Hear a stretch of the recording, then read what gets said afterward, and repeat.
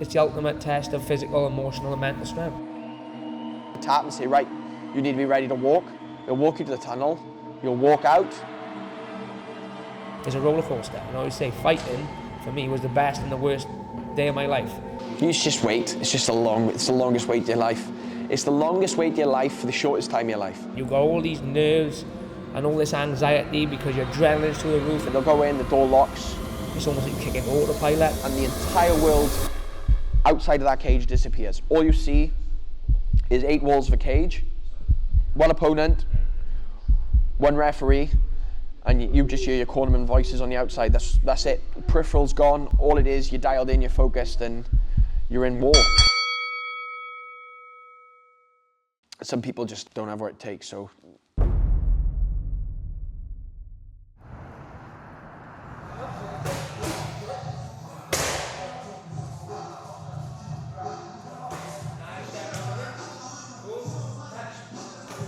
My name's Jack the Tank Shaw. I'm from Apley, South Wales, and my professional record was 17 wins and 3 losses.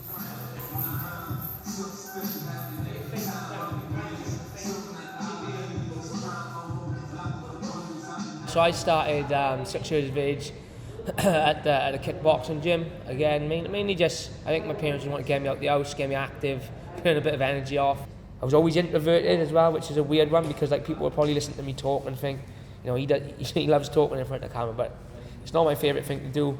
I was a shy kid, hated confrontation, hated being around confrontation, hated if anyone confronted me, I would trip myself.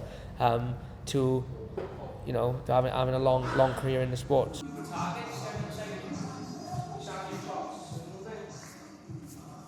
father then, about a year later, joined the same gym, and then my father in 2007 went on to open his own gym, which was Tulare Combat MMA, now known as Shaw MMA. And I guess that's sort of where my MMA journey started. I started doing grappling, wrestling, bit of MMA training. It was very early back then, it wasn't really a big sport, so there was no kids to train with. It was just kind of a case of jump in and roll and spar with the men.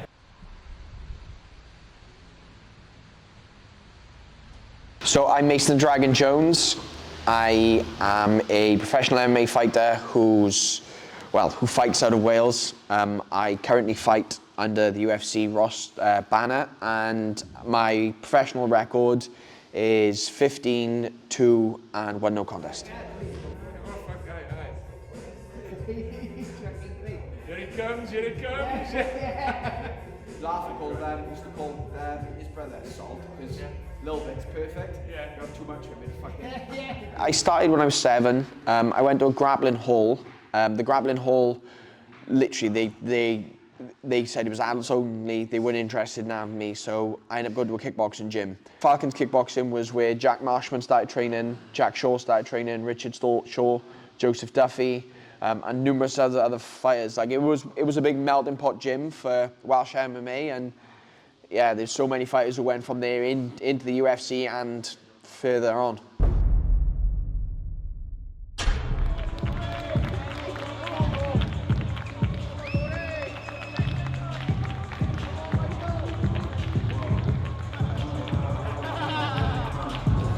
Well, I mean, I really seen the growth in terms. I seen it from when it was nothing, from where people would ask you, what are you doing tonight? Oh, I'm going to MMA, and I remember people saying, well, "What's MMA?" Like, "Oh, UFC? Like, what's UFC?"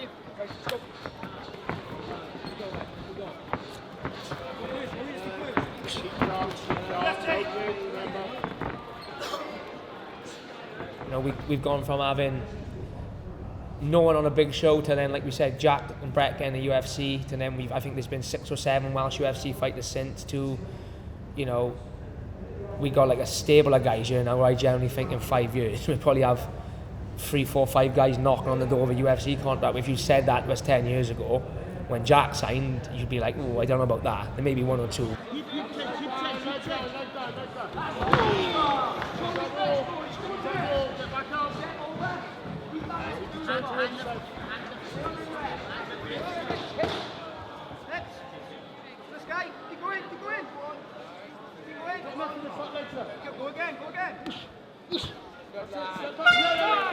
to have maybe a potential 5-6 on one gym is incredible. So, and there'll be kids after them that take it even further, and hopefully, not too many years' time, we'll have a guy who ends up winning the belt. That'll be the dream. That's the dream, isn't it?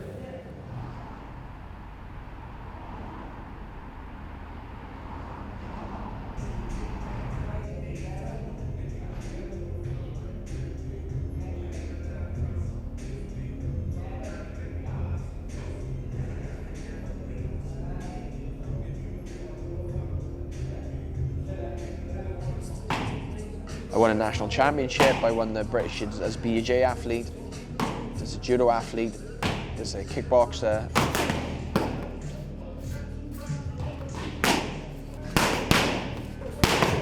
And then I went to the UFC and I learned a lot, and I had some really, really bad results.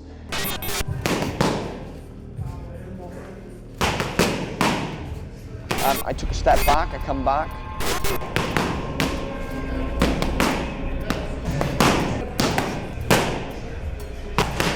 Now I'm back in the big leagues and waiting for another chance to fight whatever the UFC wants me to fight.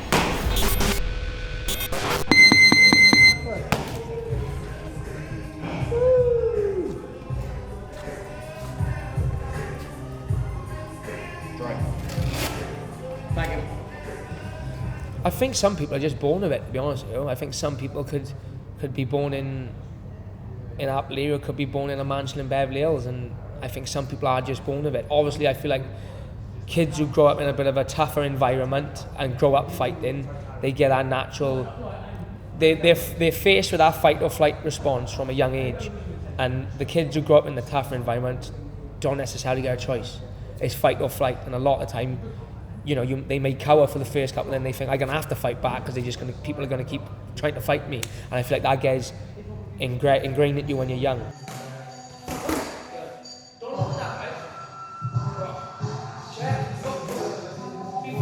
But then there's another one, because I know guys who've grown up in a tough environment and got absolutely no bottle about them at all.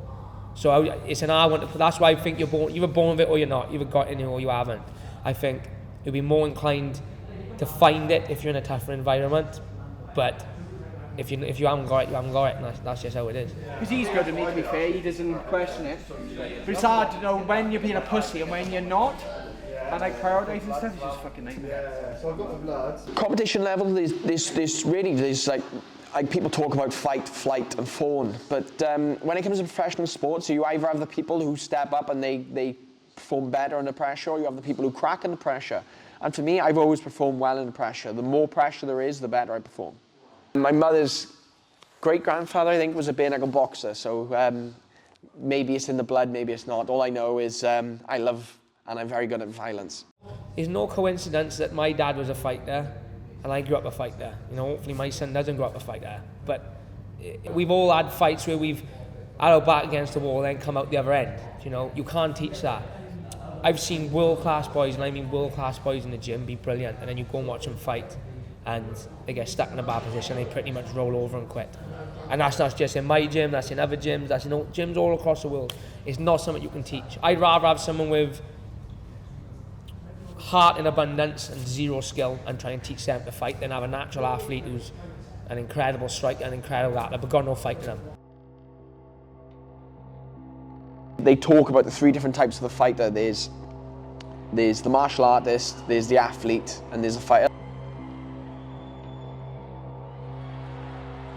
Our final amateur contest of the night, a highly anticipated one for the fans in attendance. Well, I'm definitely not the athlete. I was never the athlete. I'm not ashamed to say I was a chubby little kid, and I think that's why my journey always meant so much, because I was never gifted at anything. I was never physically gifted. I was never athletically gifted. My metabolism's shocking. Like, to cut weight for a fight, I had to diet 10 times harder and 10 times stricter than anyone else. To get fit for a fight, I was never naturally good at anything other than the technique. So I was always the martial artist. I was always more concerned about the journey than some people are in it for the fame and the glory and they want everyone to know their fight. I was just always in it for myself because I just love martial arts since from a young kid. It was the only sport I ever took to. I was half alright at rugby, everything else I was pretty poor at, to be honest. So I definitely wasn't the athlete, but martial arts, I always I always picked everything up fast. I always had an eye for technique. I had a way of taking techniques and adapting them to suit myself. And then I may take a technique from my boxing coach that fully wouldn't work in MMA, but adapt it and make it part of my game. Take something from the wrestling that works in wrestling, wouldn't necessarily work in MMA, so I adapted it and made it work. So I was always a martial artist, but I was always a grafter. I was always an hard worker. Was never afraid to train more than everyone else. I had no issue with knowing that I couldn't get away with what they got away with, because I was never a natural athlete. We go to the judges' scorecards, and all three have it 30-26. Your winner by unanimous decision, Jake Shaun!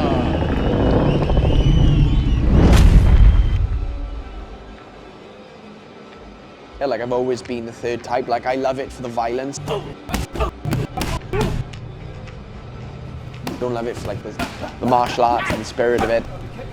I'm not like a natural born athlete who just loves the athletic side of it.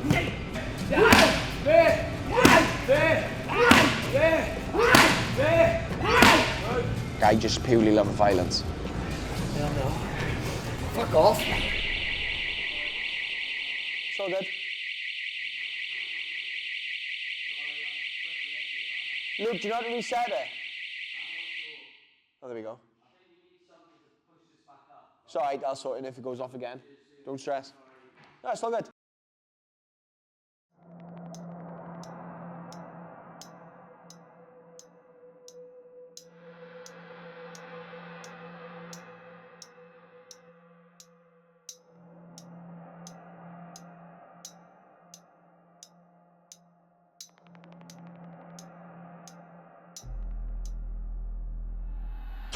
Like once that little boy came along, I just started thinking like, you know, that was my life. Now this is my life. He's my life, and this is just a little side mission. And when you're fighting the best guys in the world, you can't afford to have that mentality.